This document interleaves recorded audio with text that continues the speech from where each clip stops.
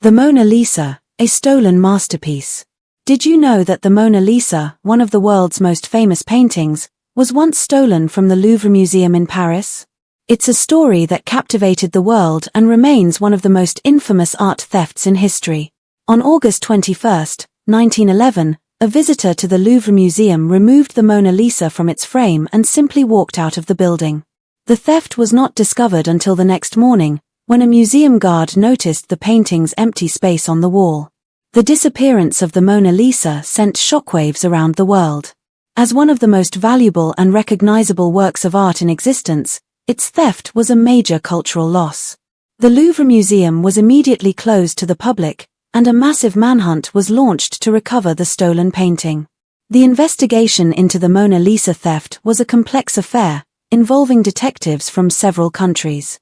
Suspects ranged from art thieves and anarchists to jealous rivals of Leonardo da Vinci. Despite extensive efforts, the painting remained missing for over 2 years. Finally, in December 1913, the Mona Lisa was recovered from a hotel room in Florence, Italy.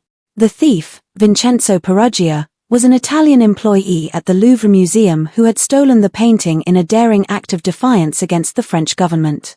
The recovery of the Mona Lisa was a cause for celebration around the world. The painting was returned to the Louvre Museum, where it remains on display today, behind bulletproof glass. The theft of the Mona Lisa serves as a reminder of the fragility of cultural heritage and the importance of protecting our most precious works of art.